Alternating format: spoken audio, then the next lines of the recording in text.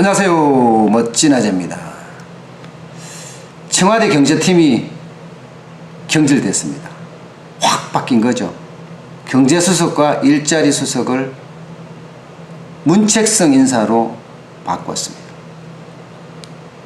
여러분도 알다시피 지난 3개월 동안 10만 명대 취업자 증가가 있었고요. 지난달에는 무려 취업자 증가 수가 7만 2천 명밖에 안 됩니다.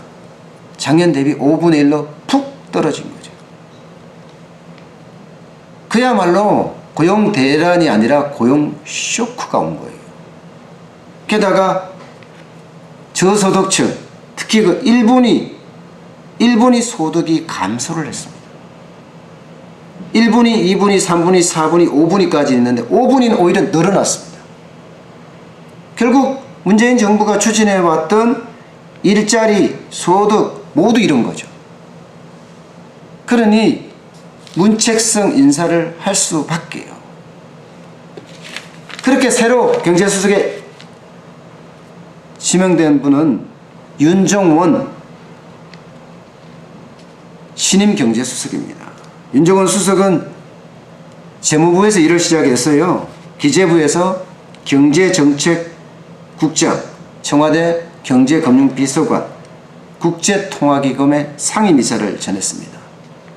문재인 정부의 초대 경제수석의 물망에 오르기도 했었죠. 기본적으로 윤종원 신임 경제수석은 포용적 성장을 주장해왔습니다. 문재인 정부의 소득 주도의 성장과 일맥상통한 거죠.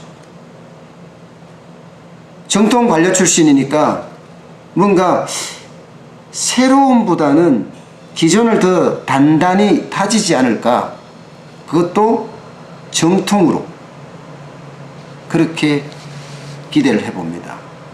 일자리 수석은 정태호 신임 일자리 수석입니다. 참여정부 때 청와대에서 기획조정비서관, 대변인, 정무비서관을 거치면서 국정기획과 정책조율 분야에 잘 안다 하는 분이 선임이 됐습니다. 뭔가 새로움이 기대되는 부분이기도 합니다. 하지만 경제투톱, 그러니까 청와대 장화성 정책실장하고 기재부 김동연 부총리가 불협화음을 내고 있잖아요.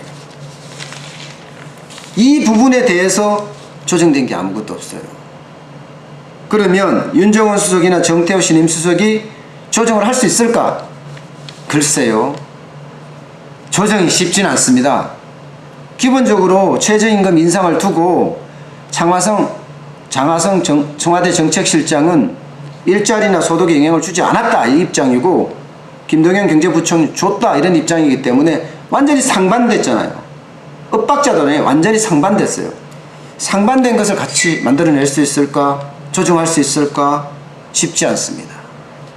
게다가 지금 정부가 추진하는 일자리 주도 성장이나 공정경제나 혁신성장이나 소득 주도 성장,